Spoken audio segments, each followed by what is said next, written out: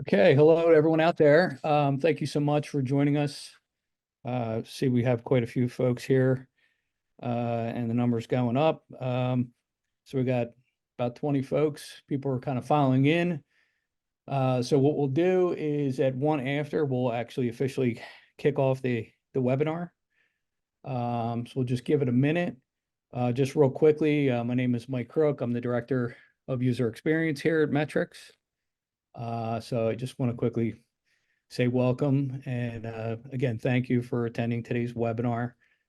And we'll get started in a minute here.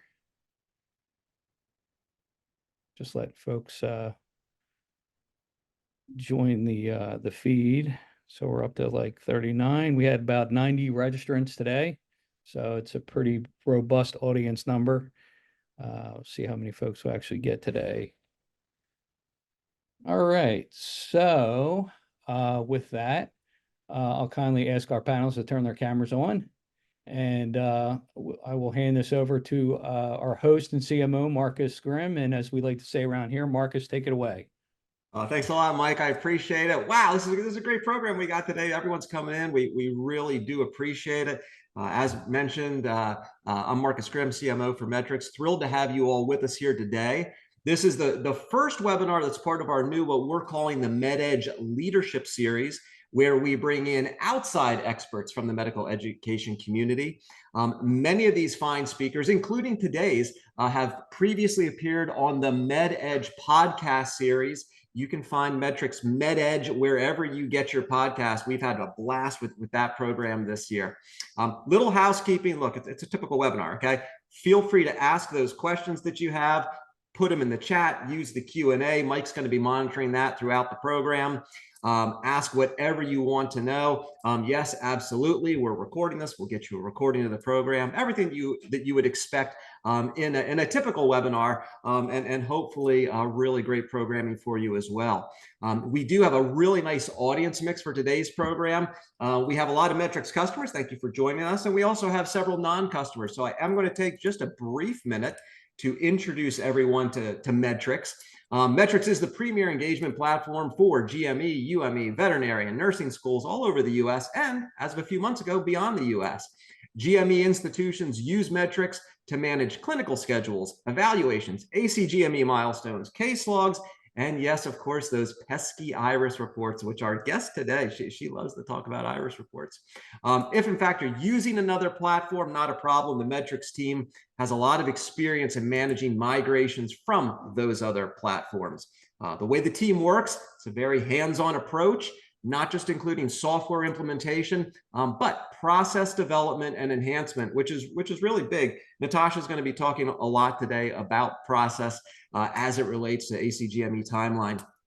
Look, those of you who've worked with the Medtrics team, you know the backgrounds of this team. Many of them have come from the GME community, so we like to think of ourselves as having a lot of that knowledge, which is so critical when it comes to serving you better. Obviously, you can learn more at medtricslab.com. At the end of the program, we'll also tell you how you can sign up for a demo if, in fact, you are so inclined. Now then, I want to tell you about today's speaker. With over 18 years of experience in graduate medical education, Natasha Brox is the owner of GME Admin Insights. She's a dedicated professional with a passion for fostering growth, continuous learning, and mentoring. A compassionate and accomplished individual, Natasha is committed to both her professional and personal development within the healthcare sector. Having completed her undergrad studies at the University of Arizona, she serves as a distinguished local and national speaker. Natasha also actively contributes to the GME community through her weekly newsletter. It's available on LinkedIn. She also hosts a podcast called GME Admin Insights, aimed at bringing about positive changes in the medical education landscape. We had Natasha on the MedEdge podcast a few months back, and when we were kicking off this series, we were like, you know what? She would be a wonderful person to have on this program. So Natasha, as I welcome you to the program, though, the first thing that I want to do is I would like to wish both you and everyone in the audience a happy early GME Professionals Day. Yes, it's not a national holiday, folks. You're still going to get mail tomorrow, and you won't be getting the day off. But it's great to recognize the hard work you do And Natasha, that includes you. Thank you so much for joining us today, Natasha. This is going to be a fun one.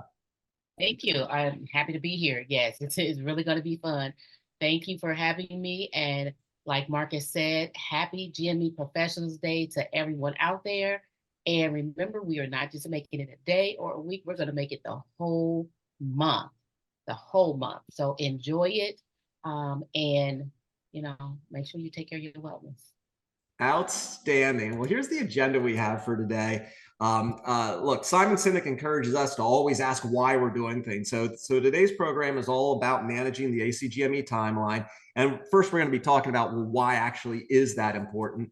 And from there, Natasha is going to be walking us through how she actively layers on multiple different timelines to actually build one that works for her unique use cases. And she'll be teaching you how to do the same. And look, Medtrics is a software company. Natasha's a bit of a techie herself, so we're going to be diving into some digital tools at the end here, and be walking through people some of the tools that you can use to actually do this really hard work that we do a little bit easier. Now, Natasha, you are my kind of guest because you said let's not just get up there and talk. We want to make sure today's program is interactive.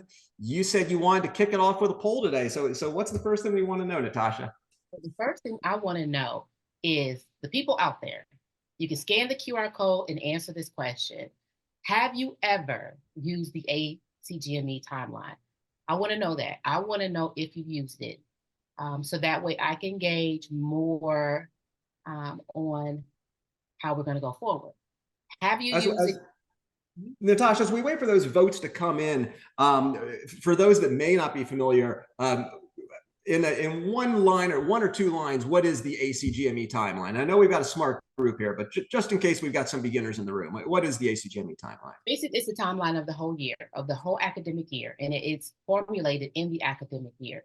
So that way you know, okay, in July, August, September, what you need to do as far as the ACGME, all the accreditation for that.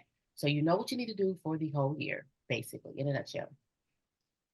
Outstanding. So I don't see we have any results yet, and I know people are voting. So I'm gonna try to refresh my screen. This is new technology, people. So we're just gonna see what happens here.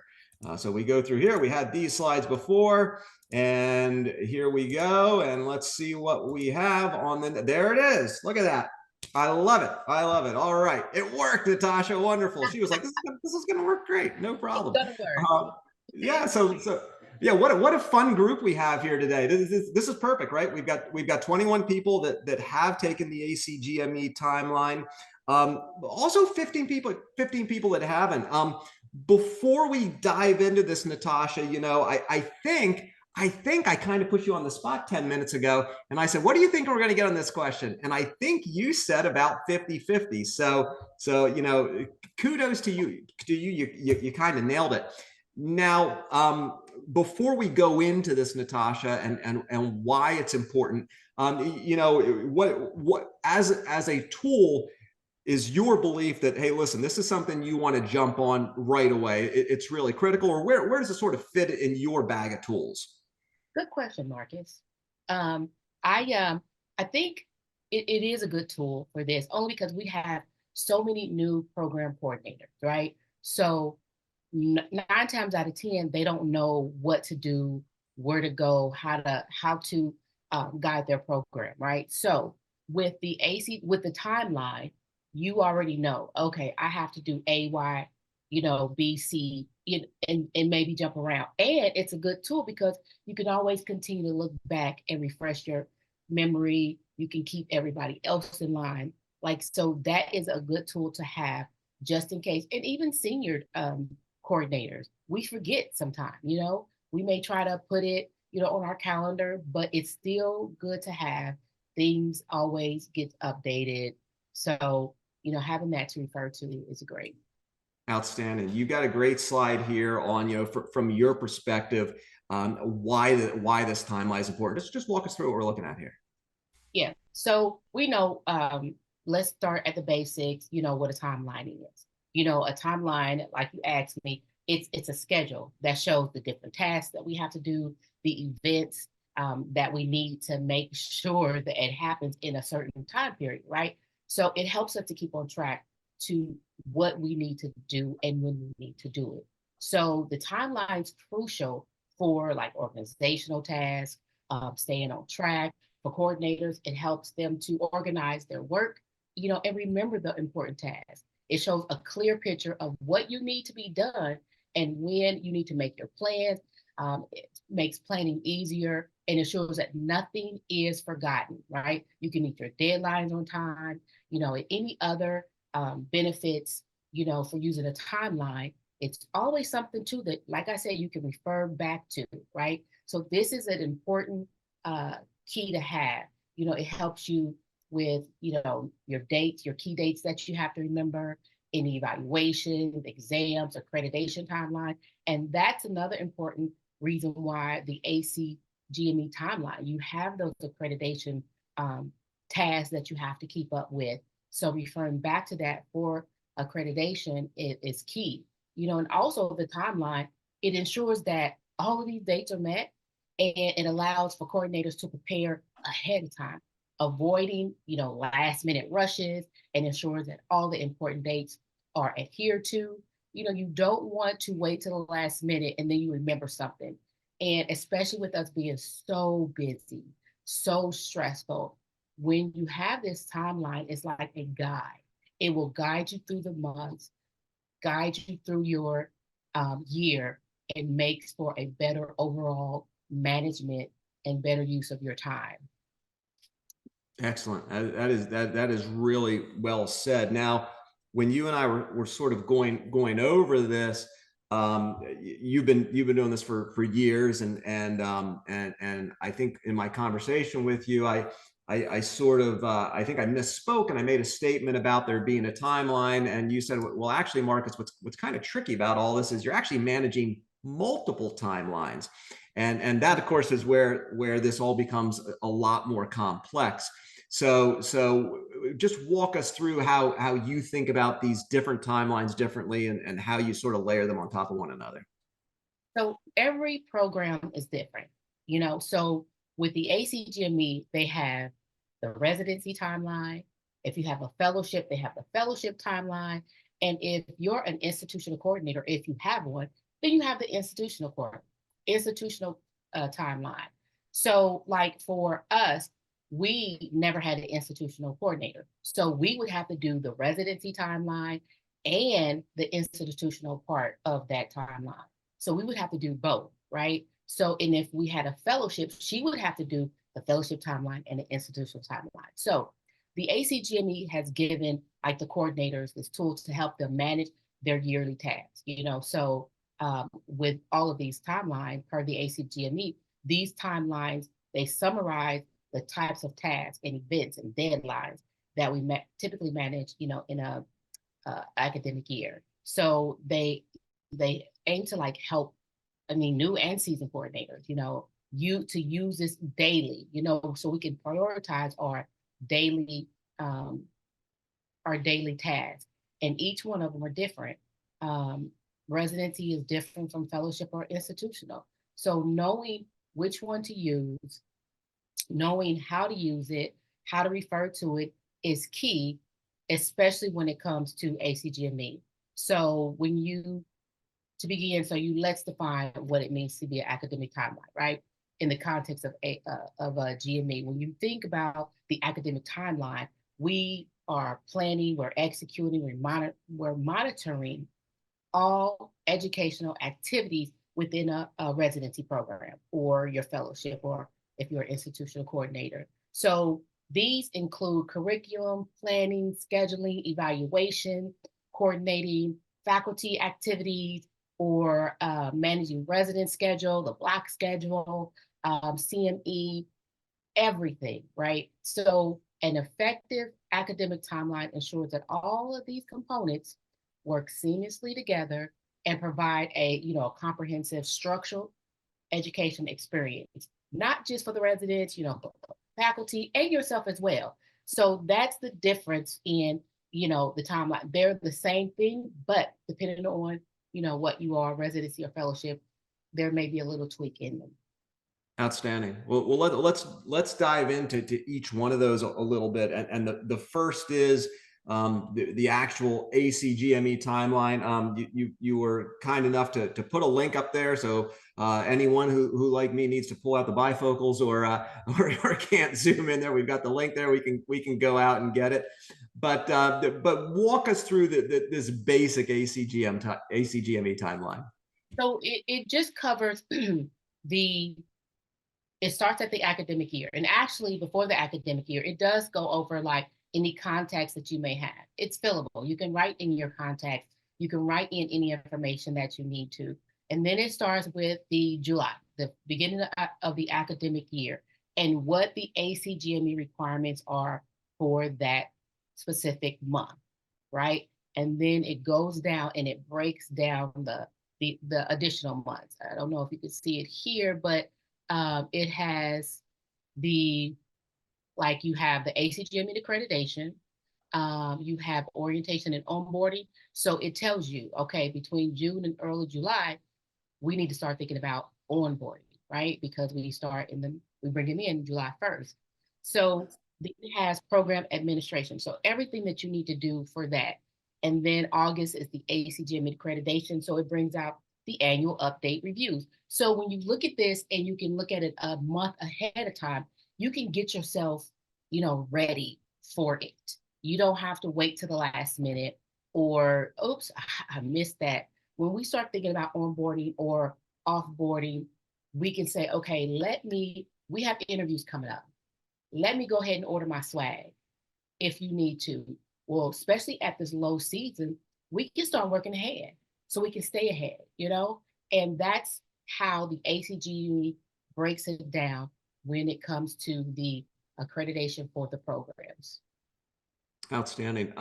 Question for you about this one, and we didn't talk about this. So I told you before the program, Natasha, that I try not to toss people curveballs, but I've never asked you this question, so it's going to be a curveball. Something like this. How much you've been doing this for 18 years? Does this particular one change that much, or do you still look at it every year? Because some of the other ones we're going to be talking about as new programs come online, you change a lot. I'm curious, does this one change much? It doesn't change that much.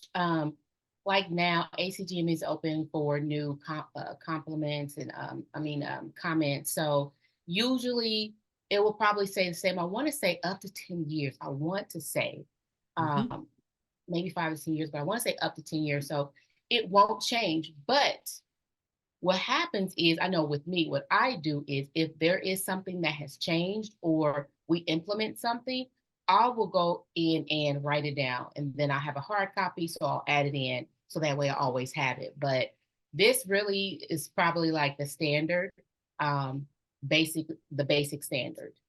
Got it. And it's interesting because so that's good. This doesn't change a whole lot. But now, obviously, there's a lot of things that do change in our jobs that are a lot more dynamic. So we've got that basic ACGME timeline. Now, as we start to overlay the residency timeline, now we're starting to talk about curriculum planning, evaluations, faculty coordination, things that are a lot more dynamic, like they change a lot more often, which I think brings us to the next poll question that you want to ask, because when we see this residency timeline now, here's where the rubber really meets the road and our jobs become a lot more complicated. So take it away, Natasha. What do we got in this next poll question that we have here?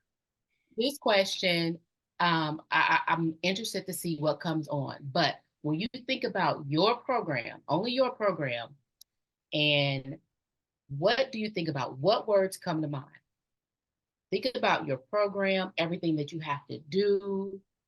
What words come to mind? And of course, these would be how we feel about these words, whether or not it's GME Professionals Day, right? Whether or not. Exactly. We know that we carry the weight of our program on our shoulders. We know that we have a lot to do, and we love GME, and that's why we do it. But we have some, I don't want to say my words yet because I want to see what everybody else is going to say. Let's see what we have here. Let's go down to this one right here. And I thought that might do it, but no, it's not going to do it. So I'll go back here. That's okay. I can do this. And now we go here. What do I got? Don't I have anything? There we go. Oh, Good look. job. Well done. I love it. Look at that. Right in the middle. It's a lot.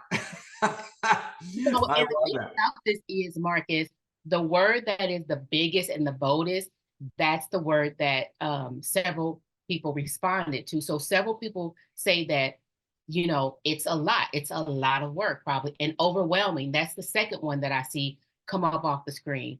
A lot and overwhelming. Yes, it can be overwhelming at times. Stress, no time, teamwork. Okay. I see busy, craziness. I love craziness. Yes. You know, last minute decisions. That is so correct. Organization is key. That is correct. Procrastinating leaders, you know, whoa, that's a stinger right there. It's the first time I've seen that one. But yeah, it's tedious. It is tedious. Yes. Ever changing. So true. That's why I like these word plays, because you can get a sense of what everyone is thinking. I see roller coaster. That is so true. That is diverse. Okay, that multitasking. It is longevity. That's true. But a lot, and overwhelming are the two that stick out in this word.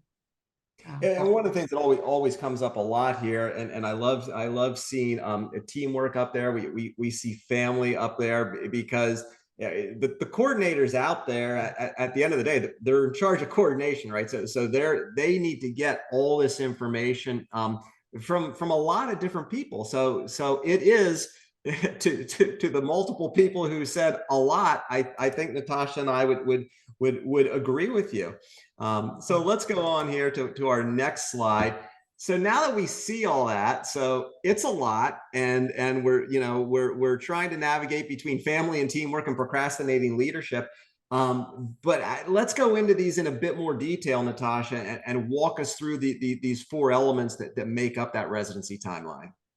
So, you know, when I think about, you know, all the work that I have to do, CME, med students, student orientation, checklist, schedule, you know, the list goes on and on and on, right? But because we know what we have to do, we can plan our year out ahead of time. So doing these different tasks, you know, it is a lot of stress. You know, we do carry a lot. So you can see the big picture clearly when you have the timeline, which, you know, is key. So you can break down each task, right, for the month, and see what you have to do and what you have to work on. You don't have to take it all in at one time. That's why you have the timeline. Let the timeline keep track of things for you, right? And you use it as a reference or a guide.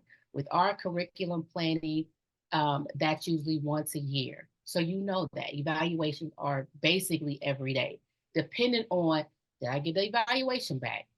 You know, who still needs it? CCC is coming up. I need to grab it.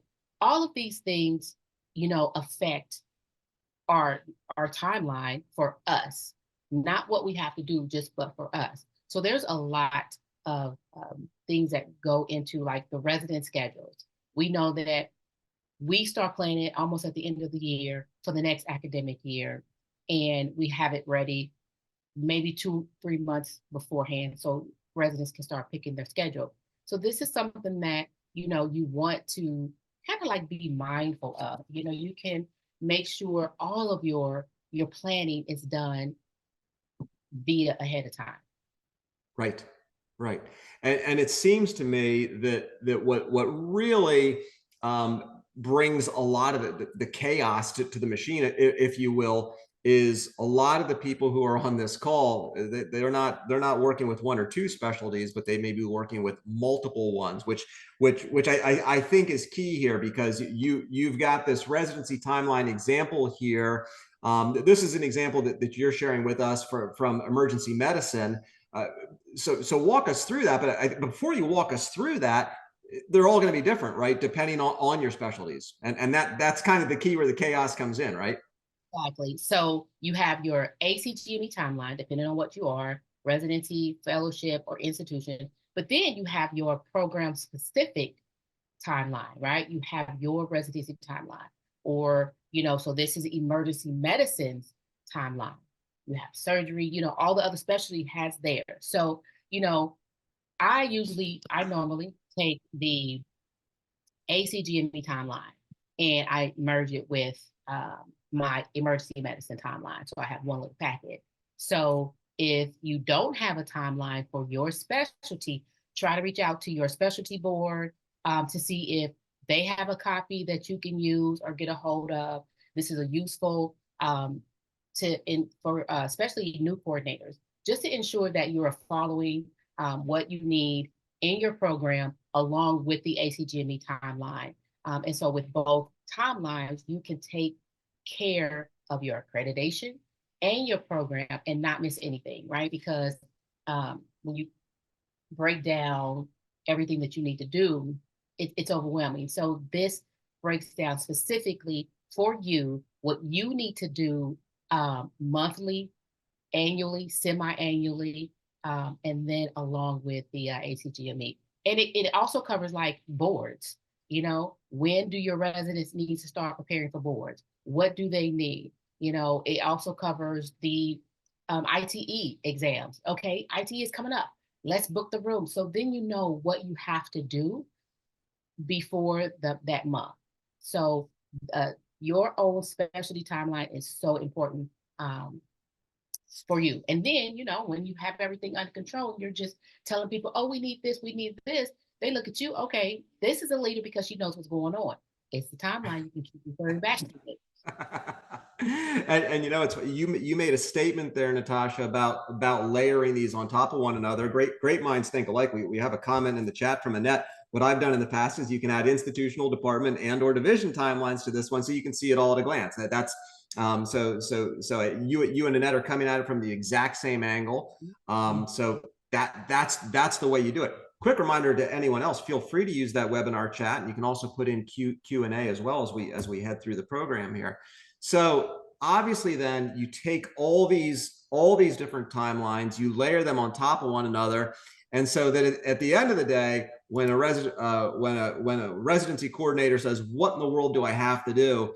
Then that kind of gives them, this is the final goal we're trying to get to, right? This residency coordinator timeline. Exactly. So it all, when you talk about that layer, that's what it is. It layers everything. So then you have like one book. I call it one book because I will have, like Annette was saying, I'll have my ACGME timeline with my emergency medicine timeline all together in one place. And I'll have that book with me.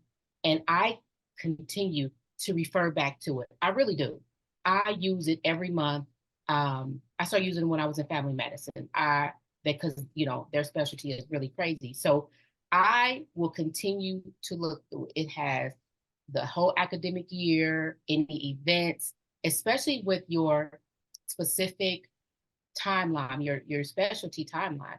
It even has start scheduling the residents for any conferences they have to go to. Little things like that keep you on your toes that you will forget about when it's, with everything else we have going on. So it'll go into like the conferences, not just for them, but for the coordinators. It goes into a multiple different tasks that are on there that we wouldn't think about on our day-to-day. So it's very helpful. Right. And as you start speaking about coordination of all these timelines, me personally, I don't do this for a living, but wow, that in fact is a lot to manage. And so as a coordinator, how am I supposed to do that? And I know, Natasha, from you, it kind of comes down to this three-legged stool that you built for us here. So talk to me about how you think about bringing this all together.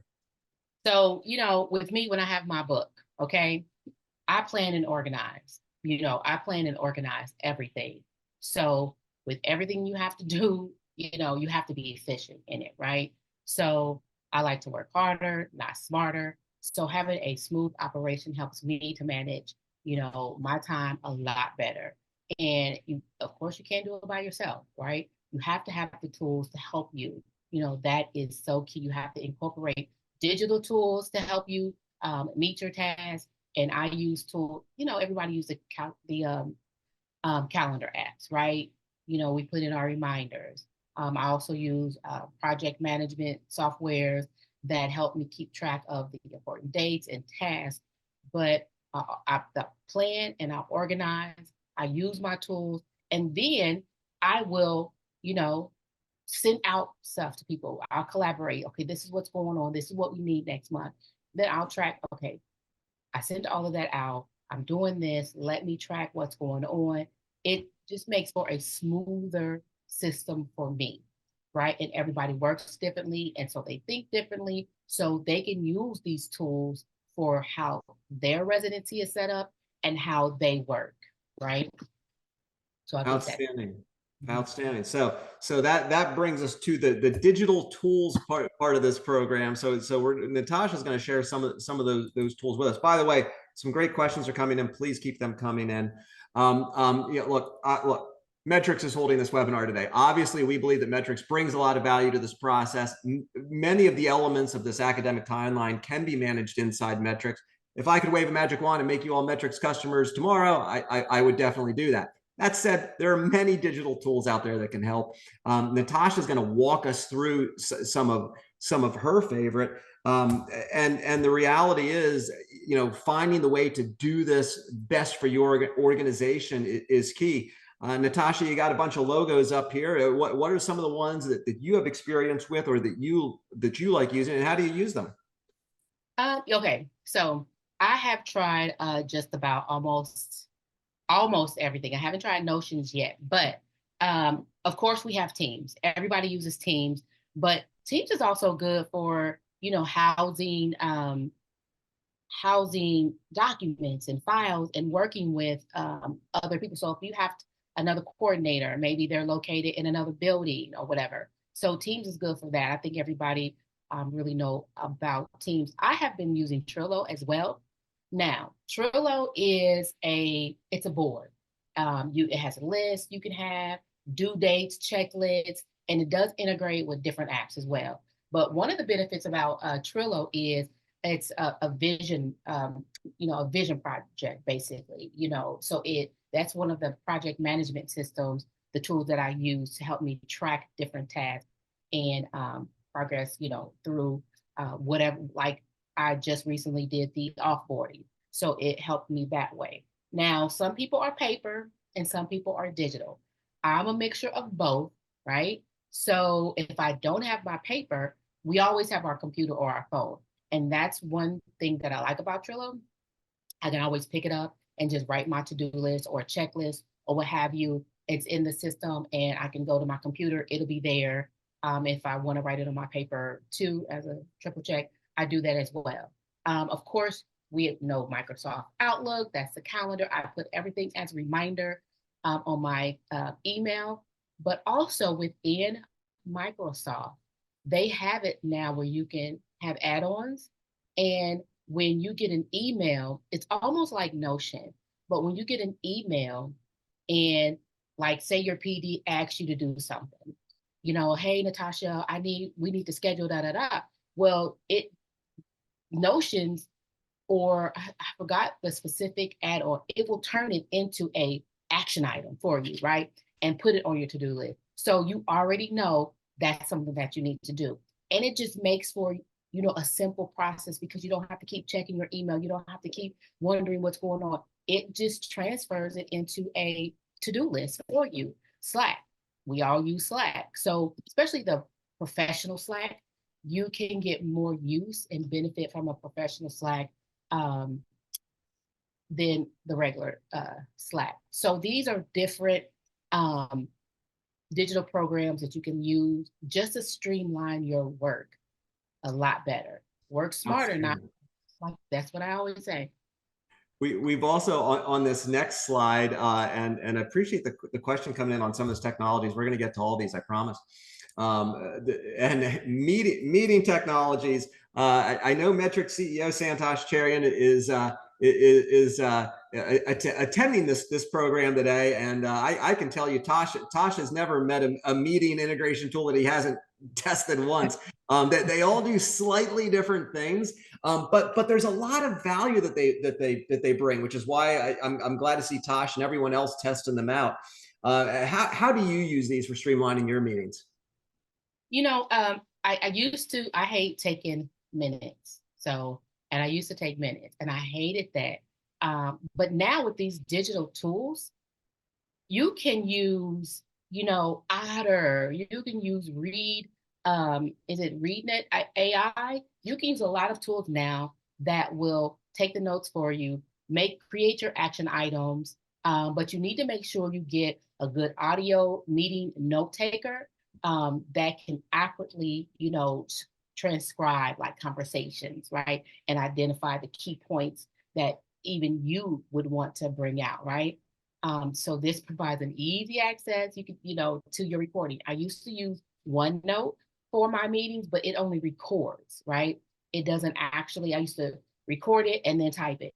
So I don't do that anymore because it only records. So having these streamlining systems in place that can take the notes for you, and make your action items and who said what, it will greatly help with any meetings, whether it's the GMAC, the faculty meeting, your CCC, your PEC, everything the meetings that we go to, so many meetings, this will truly help.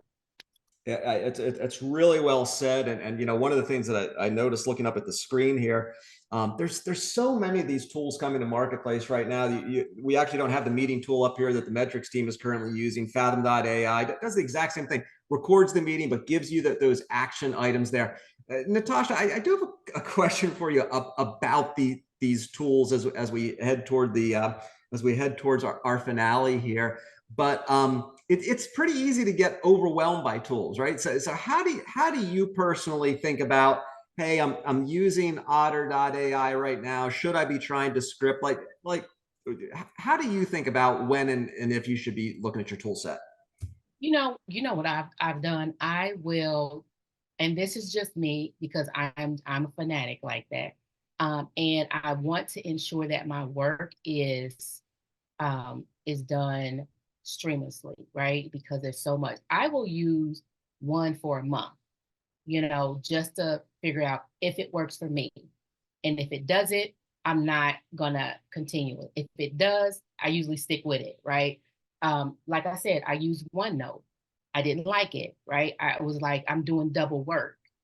Right. So now I think it was Read It AI or something like that. I forget, because now we have so many meetings that are online, right? So you hook that up to your Zoom, it automatically records and dictates and everything. I love it.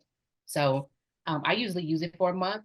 If I don't like it, I'll go to the next one. But you do have to read through it, see if it's something that works for you. If you want to stress over, how do I really do it? I call the help desk all the time when I'm getting ready to use something. And I'm like, look, I'm new, help walk me through it. And that's easier than trying to figure it out all by yourself. As we go to we're heading towards the end of this program here. I love the idea of 30 days, quite frankly, because I think 30 days, that's enough time to get you comfortable with the tool, but it's also enough time to kind of get you through one cycle of your business month, right? So you might need different types of meetings to figure out where you get the greatest efficiencies. At Medtrics, we always talk about this hierarchy of business transformation, and we call it people, process, platforms. It always starts with people. You got to have the right people in place. It's a super important topic for another day. We didn't go into that at all today. And at the end, you have all these digital tools, which is your platform. Most of what we've talked about today, Natasha, has been about that vital piece in the middle, the process, making sure you have a process in place.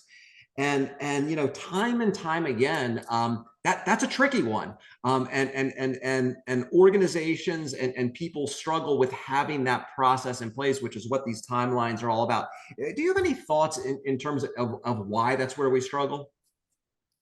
Because especially in the GME world, we are just going, right? We're just working.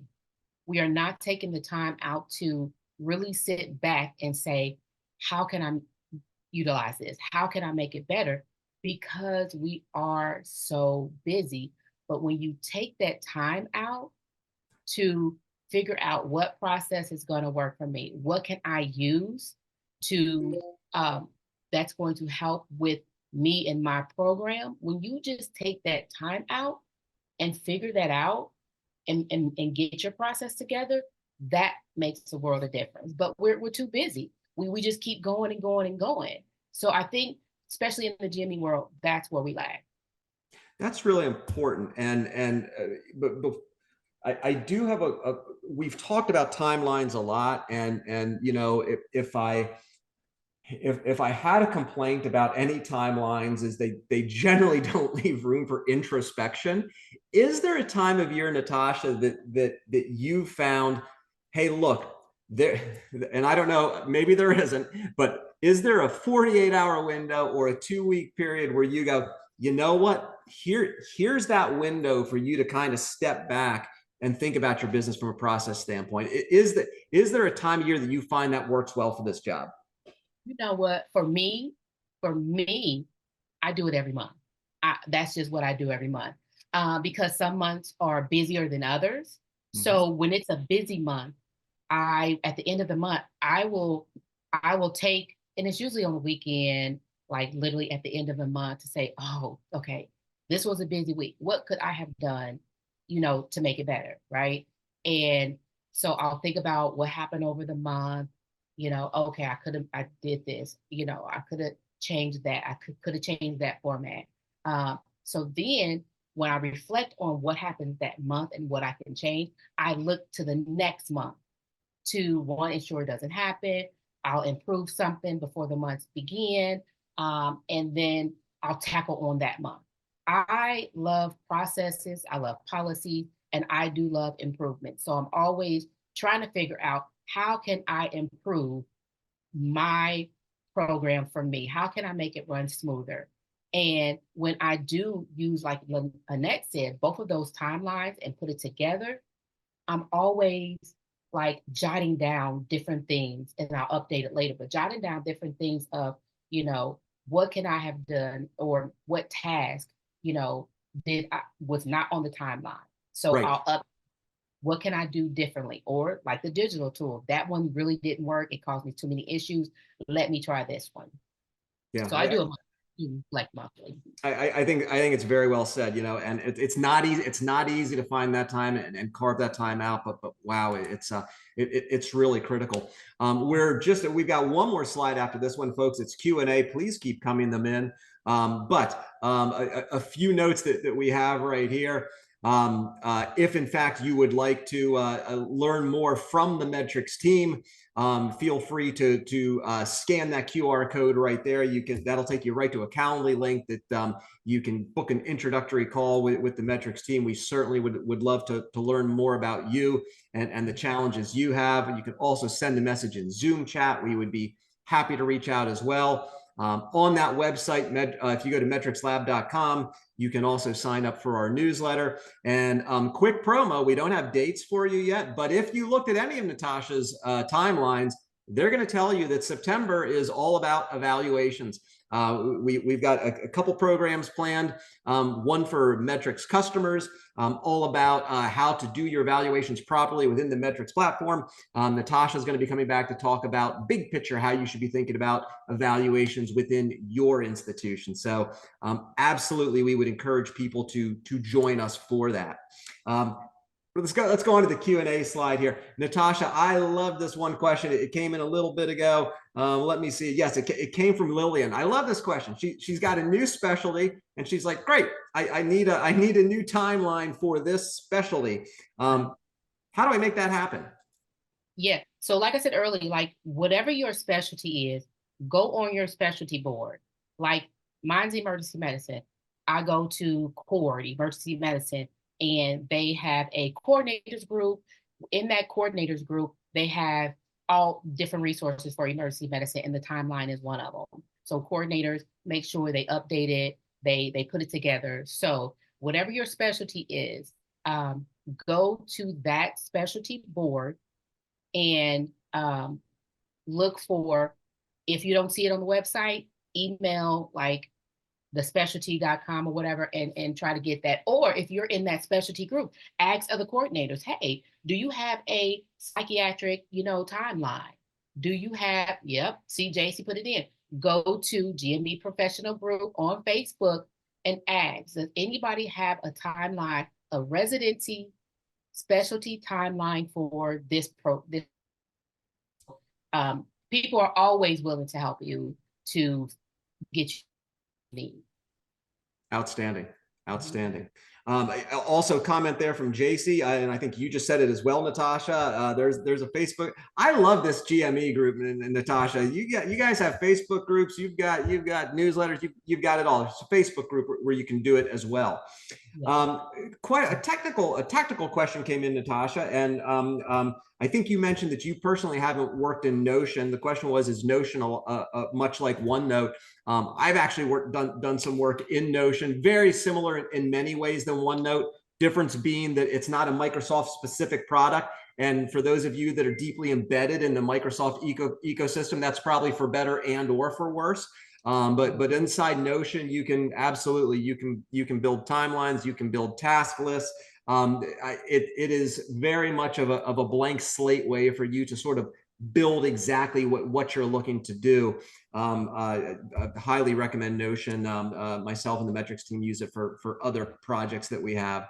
Natasha, my final question for you is, as you think about heading into these timelines and doing these, the one thing that I found really interesting is that the question about specialties, as somebody who doesn't do this for a living, I would have thought, well, you could just take another timeline from another specialty and you kind of start with that as a beginning. And you're shaking your head, no, it may be, and you're proving that I don't know this business. Is it because they're just so distinctly different from one another? Yes, yes. They are, the only thing that probably is the same is the ITEs, because they do have to, regardless, they have to do their boards, right? So that's kind of like a training mechanism.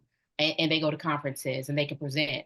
But when you think about like specialties, like family medicine, they have their own governing body. They have their own way of doing things, when they do it, how they do it. So you really can't incorporate that into another specialty.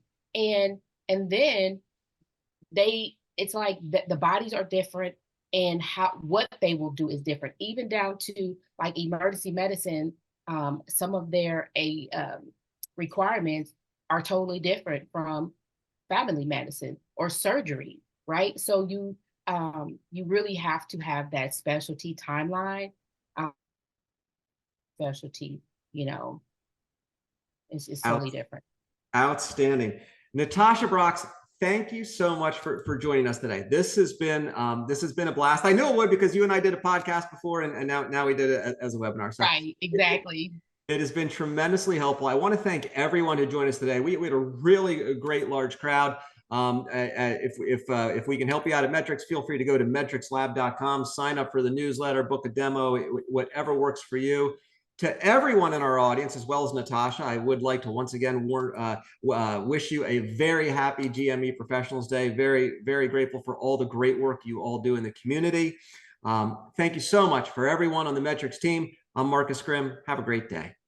Thank you, guys. And always remember your professional development. And this is one way we can do that. So your professional development matters. Absolutely. Get Natasha's newsletter as well. It's on LinkedIn. Thank you so much, everyone. Thanks, Mike. Appreciate it.